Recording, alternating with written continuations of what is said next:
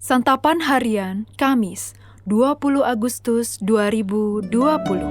Hari ini kita akan membaca Hakim-Hakim pasalnya ke-18, ayatnya yang pertama hingga ayatnya yang ke-31. Namun kita akan membacanya pada ayat ke-14 hingga 21. Sebelumnya, mari kita berdoa. Bapa, inilah kami anak-anak-Mu yang siap mendengarkan sabda-Mu.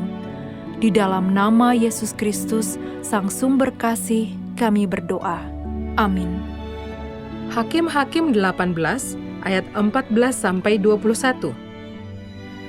Lalu berbicaralah kelima orang yang telah pergi mengintai daerah Lais itu, katanya kepada saudara-saudara sesukunya, "Tahukah kamu bahwa dalam rumah-rumah ini ada efod, terafim, patung pahatan, dan patung tuangan?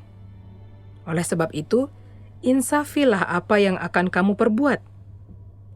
Kemudian mereka menuju ke tempat itu, lalu sampai di rumah orang muda suku Lewi itu, di rumah Mika, dan menanyakan apakah ia selamat.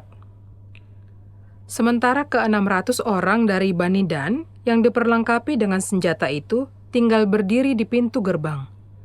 Maka kelima orang yang telah pergi mengintai negeri itu berjalan terus, masuk ke dalam, lalu mengambil patung pahatan, efod, terafim, dan patung tuangan itu. Adapun imam itu berdiri di pintu gerbang bersama-sama dengan ke-600 orang yang diperlengkapi dengan senjata itu. Tetapi setelah yang lain-lain itu masuk ke dalam rumah Mika dan mengambil patung pahatan, efod, terafim, dan patung tuangan itu, berkatalah imam itu kepada mereka, "Berbuat apakah kamu ini?" Tetapi jawab mereka kepadanya, "Diamlah, tutup mulut, ikutlah kami dan jadilah bapa dan imam kami. Apakah yang lebih baik bagimu, menjadi imam untuk seisi rumah satu orang, atau menjadi imam untuk suatu suku dan kaum di antara orang Israel?" Maka gembiralah hati imam itu, diambilnyalah efod, terafim, dan patung pahatan itu, lalu masuk ke tengah-tengah orang banyak. Kemudian berbaliklah mereka dan pergi, dengan anak-anak, ternak, dan barang-barang yang berharga ditempatkan di depan mereka.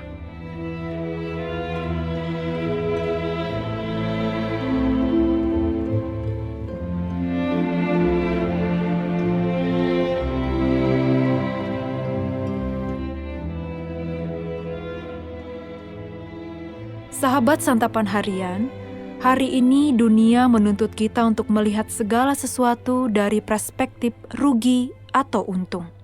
Bahkan tidak jarang dalam mengikut Tuhan pun kita menghitung-hitung kembali apa keuntungan dan kerugiannya. Hal ini jugalah yang terjadi pada orang Lewi dalam pembahasan teks ini. Orang Lewi ini adalah imam bagi Mika, seorang penyembah berhala. Dengan berani ia mengatasnamakan Allah dalam menyampaikan nubuat kepada Bani Dan. Padahal Allah tidak menyatakan apapun kepadanya. Kemudian dalam perjalanan keimamannya, orang suku Dan menawarkan kepadanya untuk menjadi imam bagi mereka, serta menjadi kaum di antara orang Israel. Orang Lewi ini menyetujuinya karena tawarannya sangat menguntungkan. Ia pun meninggalkan Mika dan membawa jarahan efod, terarium, dan patung pahatan milik Mika, serta mengikut suku Dan.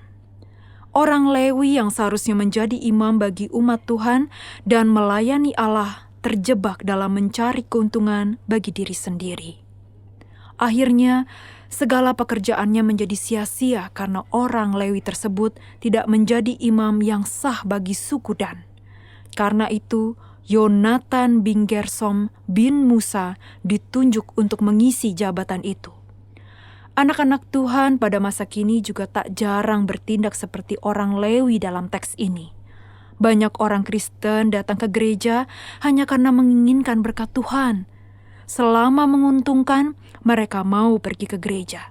Namun, begitu resiko kerugian muncul, mereka menghilang dari gereja.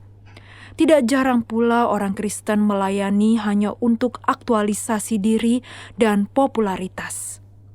Mengikut Tuhan membuat kita harus menyangkal diri dan tidak melihat kepercayaan kepada Tuhan dalam kacamata rugi ataupun untung. Kita harus menjadi orang Kristen yang percaya kepadanya secara tulus. Bagi kita, Ia adalah satu-satunya Allah serta pusat pelayanan kita. Mari kita jauhkan motivasi rugi atau untung dari hati kita, sehingga ibadah dan pelayanan kita murni di hadapannya. Kita mesti bersabar pada saat menapaki jalan mulia dan kudus. Mari kita berdoa. Kami akan selalu mengikut Engkau ya Tuhan. Inilah tekad kami. Di dalam-Mu Kristus kami bertelut. Amin.